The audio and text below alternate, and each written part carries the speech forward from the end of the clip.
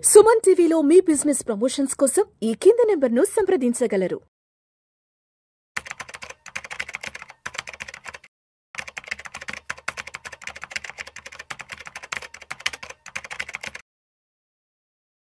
నమస్తే రేవంత్. నమస్తే అండి Revanth, welcome to Vishnu talks. Thank you sir. So Revanth, last 2-3 days back Gensol కంపెనీకి సంబంధించిన వార్తలు చూసే ఉంటారు. ఎస్, ఆ share price all time high, almost 1120-30 ఆ ప్రైస్ నుంచి ఇవాళ ఆల్మోస్ట్ 90% డ్రాప్ అయ్యి ఎస్, 116 రూపాయల వద్ద ఉంది. అవును. ఆ కంపెనీకి సంబంధించిన రకరకాల రూమర్స్ వచ్చాయి. ఆ కంపెనీ ప్రమోటర్లు నిధుల మళ్లింపుకు సంబంధించి కొంత నిధుల దుర్వినియోగం చేశారంటూ కూడా వార్తలు రావడం, ఆ కంపెనీ ప్రమోటర్ల పైన సెబీ నిషేధం విధించడంతో ఎక్కడో 1120-1130 ఆల్ టైమ్ హైలో ఉన్న ఆ షేరు ఇవాళ 116 వద్దకు పడిపోయింది కదా. ఏం జరిగిందంటారు? ఆ కంపెనీ ప్రమోటర్లు ఏం చేశారు? అసలు నిధుల మళ్లింపు అనేది ఏం జరిగింది, ఎలా జరిగిందో కొంచెం డీటెయిల్డ్ గా మన ఆడియన్స్ కి అర్థమయ్యేలా చెప్పగలరు. సో ఇది బ్యాడ్ మేనేజ్మెంట్ కి ఒక స్టాండర్డ్ ఎగ్జాంపుల్. Bad management. మనం స్టాక్ సెలెక్ట్ చేసుకునేటప్పుడు మేనేజ్మెంట్ క్వాలిటీ ఏంటో కూడా చూడాలి అని చెప్తాం కదా. సో ఇది ఒక బ్యాడ్ మేనేజ్మెంట్ హిస్టరీ. అంటే ఇప్పుడు వాళ్ళు డబ్బుల్ని అదేదో వాళ్ళ సొంత పిగ్గీ బ్యాంక్ లోంచి వాడినట్టుగా వాడారు అని చెప్పి సెబీ ఒక కామెంటరీ రిలీజ్ చేసింది. అదేదో సొంత డబ్బులు వాడేసినట్టుగా వాడేశారు అని.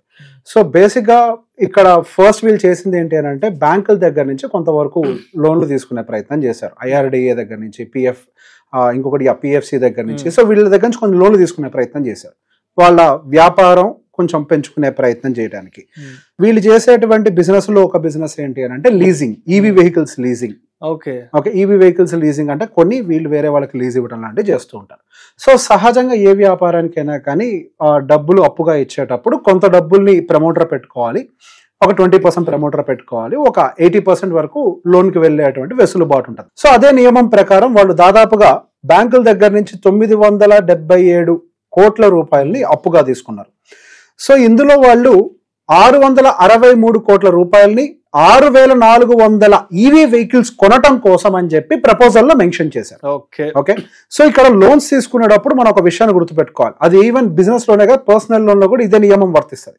మనం ఏ పర్పస్ తో లోన్ తీసుకున్నామో ఆ పర్పస్ కోసం మాత్రమే ఖర్చు పెట్టాలని మన అగ్రిమెంట్ లో సైన్ చేస్తాం. ఖర్చు పెట్టాలి. అవును, వేరే దానికోసం ఖర్చు పెట్టడానికి బ్యాంకులు ఒప్పుకో చేస్తే ఇల్లీగల్ అవుతుంది అది.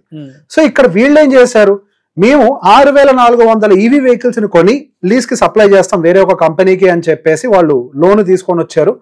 సో దానికి గాను వాళ్ళు కేవలం 4704 EV వెహికల్స్ ని మాత్రమే కొని వాళ్ళు సప్లై చేశారు. దానికోసం 567 కోట్ల రూపాయలు వాళ్ళకి ఖర్చు అయింది. ఓకే, ఆల్రెడీ ఉన్న దాని మీద అది ఖర్చు అయింది వాళ్ళకి. సో యాక్చువల్ గా వాళ్ళు దాని మీద స్పెండ్ చేయాల్సింది 663 కోట్లు, కానీ యాక్చువల్ గా వాళ్ళు స్పెండ్ చేసింది 567 కోట్ల రూపాయలు మాత్రమే. కానీ ఇక్కడ ఇంకొక కాంపోనెంట్ యాడ్ చేయాల్సింది ఉంది. 20% ప్రమోటర్ మళ్ళీ సేమ్ బిజినెస్ మీద ఇన్వెస్ట్ చేయాలి కదా. సో అక్కడ అగ్రిమెంట్ లో అదే రాసి ఉంటుంది, 20% మేము ఇన్వెస్ట్ చేస్తాము, 80% బ్యాంక్ ఫండింగ్ ఇస్తుంది. సో ఇక్కడ కేవలం మనం ఇప్పుడు దాకా మాట్లాడుకుంది 663 కోట్లు అనేది బ్యాంక్ ఫండింగ్ గురించి. వీళ్ళ 20% కూడా దానికి గనక యాడ్ చేస్తే వీళ్ళు యాక్చువల్ గా స్పెండ్ చేయాల్సినటువంటి డబ్బులు 829 కోట్ల రూపాయలు ఖర్చు పెట్టాలి. దాంట్లో వాళ్ళు గట్టిగా ఖర్చు పెట్టింది 567 కోట్లు మాత్రమే. సో ఈ డిఫరెన్స్ అమౌంట్ ఏదైతే 262 కోట్లు ఉందో దాన్ని వాళ్ళు విలాసాల కోసం వాడుకున్నట్టుగా వాళ్ళ ఐడెంటిఫికేషన్స్ లో తెలిసింది. సో వీళ్ళు ఆల్రెడీ సెబీకి ఫిబ్రవరిలో ఆల్రెడీ మేము ఇన్ని డబ్బులు ఖర్చు పెట్టామని చెప్పేసి చెప్పారు, అంటే సబ్మిట్ చేయాలి, ఎక్స్చేంజెస్ కి ఫైల్ చేయాలి. ఫైల్ చేసినప్పుడు దీని గురించి క్లియర్ గా ఇచ్చారు. సో సెబీకి ఏదో ట్రాన్సాక్షన్ డౌట్ వచ్చి బ్యాంక్ ఆడిట్స్ చేస్తే దాంట్లో డబ్బులు దారి మళ్లించినట్టుగా వాళ్ళకి అర్థమైంది.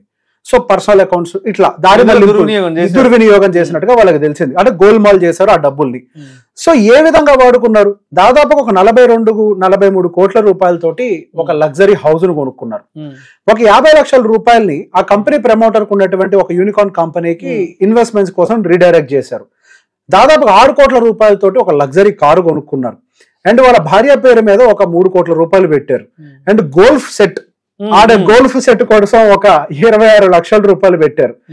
అందులో మరొక ప్రమోటర్ అయినటువంటి పునీత్ గారి భార్య పేరు మీద 1,13,00,000 అండ్ వారి తల్లి గారి పేరు మీదకి దాదాపుగా 87 కోట్ల రూపాయలు ట్రాన్స్ఫర్ చేసినట్టుగా వాళ్ళ ఫైండింగ్స్ లో తెలిసింది. మొత్తానికి పప్పు బెల్లాగా పంచుకున్నారు మొత్తం. ఎస్. సో బేసిక్ ఇక్కడ కంపెనీ ఎప్పుడైతే ఒకసారి ఒక ప్రైవేట్ లిమిటెడ్ కంపెనీ ఒక ఇన్వెస్టర్స్ అనే ఫస్ట్ నార్మల్ గానే ఒక ప్రైవేట్ లిమిటెడ్ కంపెనీ అంటూ ఫార్మేషన్ జరిగింది అని అంటే మన ఇండియాలో కొన్ని కంపెనీ లాస్ ఉన్నాయి.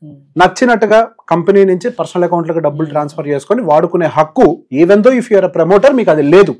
అది ఒక పబ్లిక్ లిస్టెడ్ కంపెనీగా మారినప్పుడు వాళ్ళ అకౌంటబిలిటీ మరింతగా పెరుగుతుంది. ఎందుకు? అది ప్రజల డబ్బు కూడా అందులో ఉంది. సో ఆ ప్రమోటర్స్ ప్రజల డబ్బులకు కూడా బాధ్యులుగా ఉంటారు. సో దాన్ని మానిటరింగ్ చేసేటువంటి బాధ్యత సెబీ తీసుకుంది. సో సెబీ ఈ ఫైండింగ్స్ అన్నింటినీ గమనించిన తర్వాత so interim order against the solar EPC firm Gensol engineers అంటే ఆ ప్రమోటర్స్ మీద కొంతవరకు సస్పెన్షన్లు పెడుతూ వాళ్ళేదో వాళ్ళ సొంత డబ్బులు వాడుకున్నట్టుగా వాడారు అని చెప్పేసి కొన్ని విషయాల గురించి చెప్పారు. కంటిన్యూస్ గా అంటే వాళ్ళ లగ్జరీ రియల్ ఎస్టేషన్ కొనడానికి వాటికి వీటి కోసం డబ్బుల్ని ట్రాన్స్ఫర్ చేసి పూర్తిగా డబ్బుల్ని దుర్వినియోగం అయితే చేశారు. ఓవరాల్ గా సెబీ లెక్కల ప్రకారం దాదాపు ఇందాక నేను చెప్పినట్టుగా సుమారుగా ఒక 200 కోట్లు ఏదో చిల్లరుందో ఆ డబ్బులకు మొత్తానికి కూడా లెక్క తెలియలేదు అని. దాంతో పాటుగా ఆ స్టాక్ ప్రైస్ కి సంబంధించి కూడా ప్రైస్ మ్యానిపులేషన్ చేసుకుంటూ వచ్చారు. యా. సో బేసిక్ గా మనకి వేరే ఇతర కంపెనీస్ ద్వారా ప్రైస్ మ్యానిపులేట్ చేసి ఒక ఆర్టిఫిషియల్ హైక్ తోటి దాని సోకాల 1,100 రూపాయల వరకు కూడా చేరుకుందని చెప్పారు చూసారా. అదంతా కూడా దాని ఒరిజినల్ వాల్యుయేషన్ కాకుండా ఒక ప్రైస్ మ్యానిపులేషన్ తోటి దాన్ని అక్కడ దాకా తీసుకువెళ్లి యాక్చువల్ గా కొంతమంది దాన్ని లాభం చేసుకునే ప్రయత్నం చేశారు.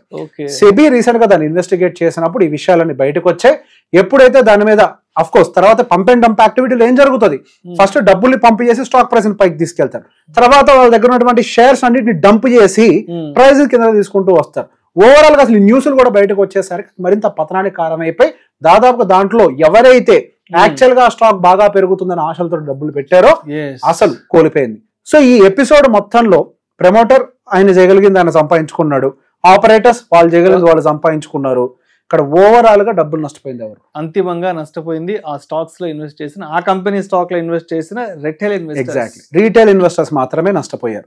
సో బేసిక్ గా ఏదైనా కంపెనీ ఒకటి పరిగెడుతుంది అని అంటే ఆ కంపెనీ వెనకాల ఉండేటువంటి అన్ని విషయాల గురించి మనం తెలిసి ఉండాలి. సో ఇందుకే నేను ప్రతిసారి ఒక మాట చెప్తూ ఉంటాను, మనం ఏమి ఒక ఫండ్ మేనేజర్ కంటే తెలివిగల వాళ్ళం కాదు. ఒక కంపెనీని రీసెర్చ్ చేసేంత రిసోర్సెస్ మన దగ్గర ఉండవు. మన దగ్గర తెలివితేటలు ఉన్నాయేమో, మనకు ఉంటాయని కూడా నేను నమ్మను అంత తెలివితేటలు, బట్ స్టిల్ ఉన్నప్పటికీ రిసోర్సెస్ కూడా మనకు ఉండవు. అట్లా ఏ రిసోర్స్ లేకుండా జస్ట్ ఏదో ఒక ఫండ్ ఒక స్టాక్ పెరుగుతుంది కదా అని చెప్పేసి పరిగెట్టేసి పెట్టుబడులు పెడితే ఇంత డబ్బులు కోల్పోవటానికి మనం ఫ్రంట్ లైన్ లో ఉండే అవకాశాలు ఉంటాయి. కాబట్టి ఎప్పుడైనా పెట్టుబడులు పెట్టేటప్పుడు కంపెనీకి సంబంధించినటువంటి ఫండమెంటల్స్ అన్ని చెక్ చేయండి. ఖచ్చితంగా ఒక రోజు వాళ్ళ క్యాష్ ఫ్లోస్ కి సంబంధించి ఎట్లా ఎగ్జామిన్ చేయాలో కూడా ఒక డెడికేటెడ్ వీడియో చేసే ప్రయత్నం చేస్తాను. సహజంగా దేనైనా మ్యానిపులేట్ చేయగలుగుతారు కానీ క్యాష్ ఫ్లోస్ ని మ్యానిపులేట్ చేయడం సాధ్యం కాదు. సో ఈ క్యాష్ ఫ్లోస్ కూడా చూసి కొద్దిగా మన వాళ్ళు ఇన్వెస్ట్మెంట్లో పెట్టుకుంటే వాళ్ళ ఇన్వెస్ట్మెంట్స్ కొద్దిగా సెక్యూర్గా ఉండే ప్రయత్నం చేస్తాయి. So price to cash flow అంటే మనకి పిఈ రేషియోస్ పీబీ రేషియోస్ అంటామా, అలానే price to cash flow ratios అని కొన్ని ఉంటాయి.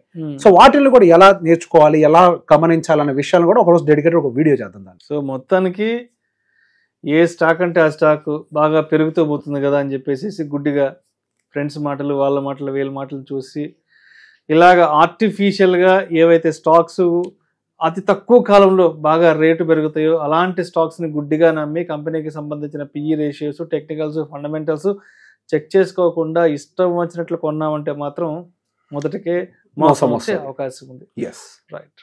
Thank you so much. Thank you.